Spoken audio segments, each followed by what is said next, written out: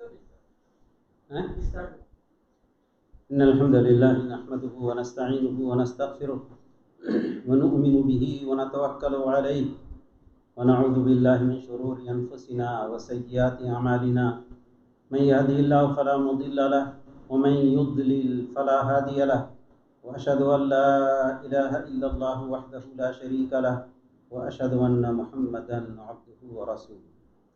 آج کے درس میں ہمیں جشن عید میلاد النبی کے بارے میں کہنا تھا، مگر عدنان صاحب نہیں آئے، اس لیے ہم حسد کے بارے میں کچھ بتا دیتے ہیں۔ گزشتہ ہفتہ یا اس سے پہلے حسد کے بارے میں سوال ہوا تھا۔ حسد بھی ایک بیماری بلکہ بہت بڑی بیماری ہے۔ حسد نظر بد سے بھی بڑی بیماری ہے۔ نظر بد اور حسد میں فرق کیا ہے؟ حاسد عین سے یعنی نظر بد لگانے والے سے زیادہ خطرناک ہوتا ہے، اور اسی لیے سورہ فلق میں حاسد کے شر سے پناہ کی طلب کی گئی، وَمِن شَرِّ حاسد اذا حسد۔ حاسد ایک شخص، ایک بغض رکھنے والا شخص ہوتا ہے، اس کے حسد کے ساتھ کراہت و نفرت بھی شامل رہتی ہے، اور وہ محسود کی نعمت کے زائل ہونے کی تمنا رکھتا ہے۔ حسد کی تعریف کیا ہے؟ حسد کسی شخص کے پاس اللہ تعالیٰ کی نعمت دیکھ کر اس کے خلاف دل میں بغض رکھنے اور اس نعمت کے زوال کی تمنا کرنے کا نام ہے۔ انسان سوچتا ہے کہ اگر کم سے کم مجھے مل جائے، اگر نہ ملے تو کم سے کم اس کا ہی برباد ہو جائے، اس کو حسد کہتے ہیں۔ یعنی حاسد اور حاقد شخص کسی کے پاس اللہ کی نعمت دیکھ کر برداشت نہیں کر پاتا، وہ چاہتا ہے یہ نعمت اس شخص سے چھین جائے، چاہے یہ نعمت اسے ملے یا نہ ملے، بھلے ہمیں نہ ملے لیکن اس سے چھین جائے۔ حسد کے وجود پر اللہ کی کتاب اور رسول اللہ صلی اللہ علیہ وسلم کی سنت سے دلائل موجود ہیں۔ اللہ رب العالمین نے فرمایا وَدَّ كَثِيرٌ مِّنْ أَهْلِ الْكِتَابِ لَوْ يَرُدُّونَكُمْ مِنْ بَعْدِ إِيمَانِكُمْ كُفَّارًا حَسَدًا مِّنْ عِنْدِ أَنفُسِهِمْ مِنْ بَعْدِ مَا تَبَيَّنَ لَهُمُ الْحَقُّ۔ اہل کتاب کے اکثر لوگ چاہتے ہیں کہ تمہیں ایمان سے مرتد کر کے کافر بنا دیں، حالانکہ ان کے اوپر حق ظاہر ہو چکا ہے، مگر اپنے نفس کے حسد کی بنا پر وہ یہ خواہش رکھتے ہیں۔ سورہ بقرہ۔ اور اللہ رب العالمین کا دوسرا فرمان ہے ام یحسدون الناس علی ما آتاہم اللہ من فضلہ فقد آتینا آل ابراہیم الکتاب والحکمہ وآتیناہم ملکا عظیما۔ پھر کیا یہ لوگ اس لیے حسد کرتے ہیں؟ پھر کیا یہ لوگوں سے اس لیے حسد کرتے ہیں کہ اللہ نے ان پر اپنا فضل و کرم کر دیا ہے؟ پھر اللہ رب العالمین نے فرمایا فضل و کرم کرنا یہ اللہ کا کام ہے، اس میں تمہارا کیا دخل ہے؟ اللہ رب العالمین نے فرمایا ہم نے تو آل ابراہیم کو کتاب و حکمت اور بڑی سلطنت عطا فرمائی۔ یہ سورہ نساء کی آیت ہے۔ اور اللہ رب العالمین نے سورہ فلق کے اندر فرمایا وَمِن شَرِّ حَاسِدٍ اِذَا حَسَدَ، اور میں اللہ کی پناہ مانگتا ہوں حاسد کے شر سے جب وہ حسد کرے۔ قرآن مجید کی آیات سے معلوم ہوا کہ حسد کا وجود ہے، اور اللہ رب العالمین نے حسد سے لوگوں کو ڈرایا ہے۔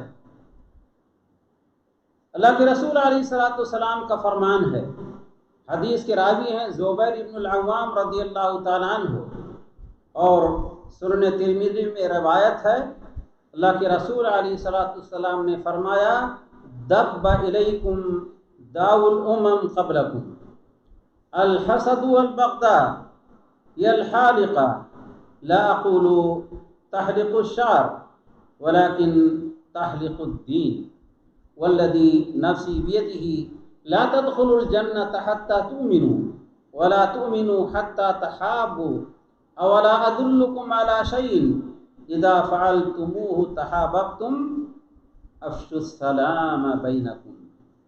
ایک روایت میں ہے افلا انبئکم بما یثبت ذلک لکم، ولیکن دوسری روایت کے اندر ہے افلا ادلکم علی شیء اذا فعلتموه تحاببتم افشوا السلام بینکم۔ مسلم شریف کی روایت ہے۔ اللہ کے رسول علیہ الصلوۃ والسلام نے فرمایا تم لوگوں میں بھی وہ بیماری سرایت کر چکی جو پہلی امتوں میں تھی۔ وہ بیماری کیا؟ حسد، بغض اور باہمی دشمنی۔ اس کے بعد رسول اللہ صلی اللہ علیہ وسلم نے فرمایا یہ چیز موڑ دینے والی ہے۔ کس چیز کو؟ میں یہ نہیں کہتا، اللہ کے رسول علیہ الصلوۃ والسلام نے فرمایا میں یہ نہیں کہتا کہ یہ بالوں کو موڑ دینے والی ہے، بلکہ یہ دین کا صفایا کر دینے والی چیز ہے۔ قسم اس ذات کی جس کے ہاتھ میں، جس کے قبضے میں میری جان ہے، تم لوگ تب تک جنت میں داخل نہیں ہو سکتے جب تک صاحب ایمان نہ ہو جاؤ، اور صاحب ایمان نہیں ہو سکتے جب تک ایک دوسرے سے محبت نہ کرو۔ کیا میں تمہیں ایسی چیز نہ بتا دوں جو تمہارے درمیان محبت کا رشتہ مضبوط کرے؟ آپس میں سلام پھیلایا کرو، السلام علیکم، السلام علیکم۔ دشمن کو بھی آرام کرنے کا یہ کامیاب علاج ہے۔ یہ سنن ترمذی کی روایت ہے، لیکن اسی معنی کی حدیث مسلم شریف کے اندر بھی ہے۔ حضرت ابو ہریرہ رضی اللہ تعالیٰ عنہ کہتے ہیں کہ رسول اللہ صلی اللہ علیہ وسلم نے فرمایا انه سيصيب امتی داء الامم قالوا ما داء الامم قال الاشر والبطر والتكاثر والتنافس في الدنيا والتباغض والحسد حتى يكون البغي ثم الحرج۔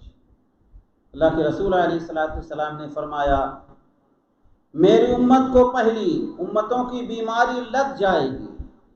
صحابہ کرام نے عرض کیا پہلی امتوں کی بیماری کیا ہے؟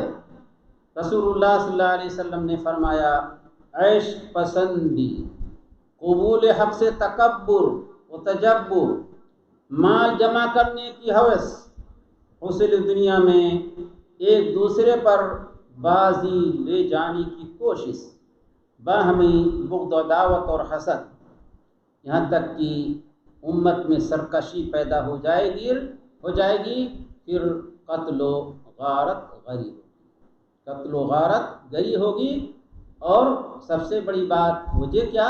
حسد کی وجہ سے۔ حاسد کی کچھ علامتیں اور نشانیاں ہیں۔ حسد بہت بری چیز ہے، لیکن اس کی کچھ علامتیں ہیں۔ حاسد شخص ہمیشہ اللہ کی تقدیر سے نالاں اور برہم رہتا ہے۔ اسے ملا ہے، مجھے کیوں نہیں ملا؟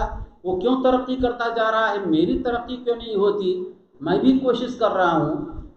حاسد شخص ہمیشہ اللہ کی تقدیر سے نالاں اور برہم رہتا ہے۔ حاسد شخص اگر پوری دنیا کے خزانوں کا مالک بن جائے تب بھی شکوہ ہی کرتا رہتا ہے، ابھی کمی ہے، ابھی کمی ہے، اور بجائے اللہ رب العالمین کا شکر ادا کرے، کم ہی اللہ رب العالمین کا شکر ادا کرتا ہے۔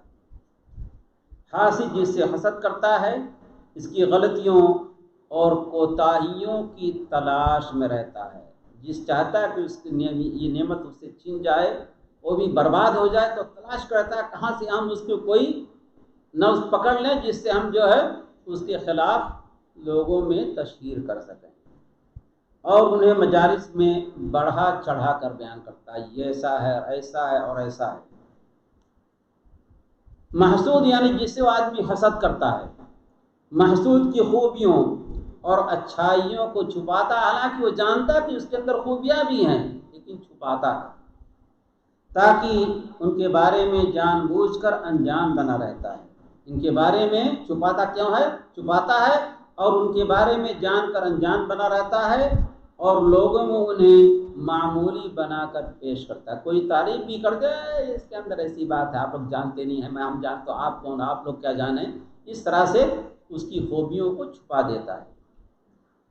حاسد زیادہ دیر تک خاموش نہیں رہ سکتا، اس لیے دل کے اندر آگ جل رہی ہے، حسد کی آگ جل رہی ہے، دیر تک اسے چھپا نہیں سکتا۔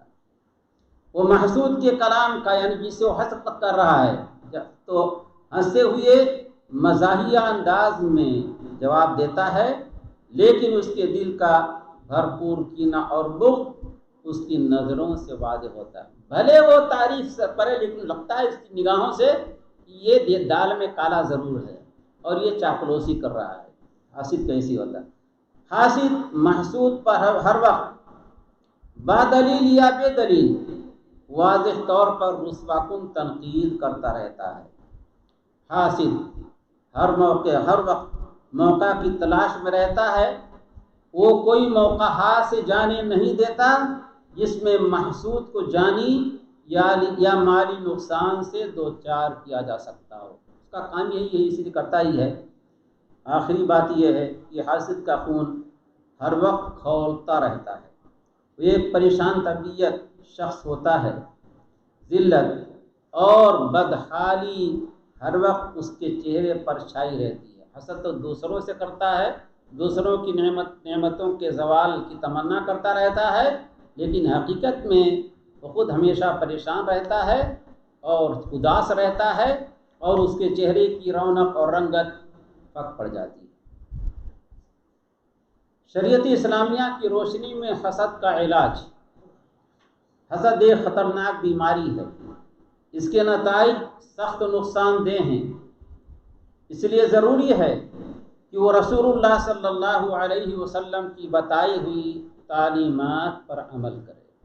اللہ کے رسول علیہ السلام نے فرمایا لا تحاسدوا ولا تباغضوا وكونوا عباد اللہ اخوانا۔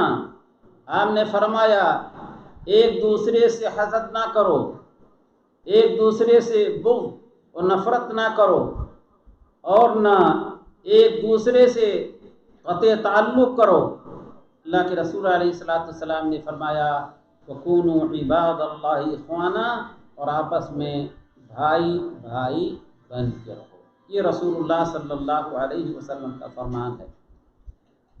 دل انسان صاف رکھے حتیٰ کہ اپنے دشمنوں سے بھی، تو یہ مت سمجھے کہ کمزوری کی علامت ہے، بلکہ اس کے بدلے میں مومن بندہ طبعاً جنت کا حقدار ہوتا ہے۔ رسول اللہ صلی اللہ علیہ وسلم کا فرمان ہے، حدیث کے راوی ہیں انس بن مالک رضی اللہ تعالیٰ عنہ، کہتے ہیں کہ ہم ایک روز نبی صلی اللہ علیہ وسلم کی خدمت میں حاضر تھے کہ آپ نے فرمایا یطلع علیکم الآن رجل من اہل الجنہ فطلع رجل من الانصار تنطف لیحته من وضوئه قد تعلق علیہ فی یده الشمال فلما كان الغد قال النبی صلی اللہ علیہ وسلم مثل ذلك فطلع ذلك الرجل مثل المرة الأولى فلما كان اليوم الثالث قال النبي صلى الله عليه وسلم مثل مقالته أيضا فطلع ذلك الرجل على مثل حاله الأولى۔ رسول اللہ صلی اللہ علیہ وسلم نے فرمایا کہ ابھی تمہارے پاس ایک جنتی آدمی آئے گا۔ اللہ کے رسول علیہ السلام کو جبریل علیہ السلام نے خبر دے دیا تھا۔ آپ نے فرمایا کہ ابھی اس دروازے سے ایک جنتی آدمی آئے گا۔ کہتے ہیں چنانچہ ایک انصاری صحابی اس دروازے سے آئے، وضو کیا تھا اور وہ اپنی داڑھی کو پونچھ رہے تھے، پانی صاف کر رہے تھے، گرا رہے تھے، اور اپنے دونوں جوتوں کو بائیں ہاتھ میں لیے، اس طرح سے وہ مسجد میں داخل ہوئے۔ کہتے ہیں جب دوسرا دن ہوا تو ہم لوگ اللہ کے رسول علیہ السلام کے پاس بیٹھے تھے۔ دوسرے دن بھی آپ نے فرمایا کہ ابھی تمہارے پاس ایک جنتی آدمی آئے گا۔ دوسرے دن بھی وہی صاحب اسی حالت میں آئے، وضو کا پانی داڑھی سے صاف کر رہے تھے اور اپنے جوتوں کو اپنے بائیں ہاتھ میں لیے ہوئے تھے۔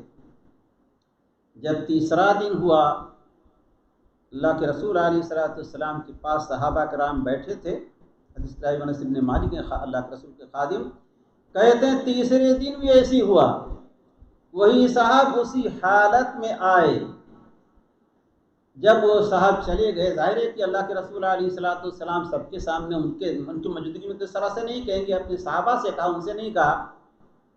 جب وہ آدمی چلے گئے، حضرت عبداللہ ابن عمر ابن عاص رضی اللہ تعالیٰ عنہ ان کے پیچھے لگے، یہ دیکھنے کے لیے کہ ان کے اندر کون سی خوبی ہے کہ رسول اللہ صلی اللہ علیہ وسلم نے مسلسل 3 راتیں انہیں جنتی قرار دیا ہے۔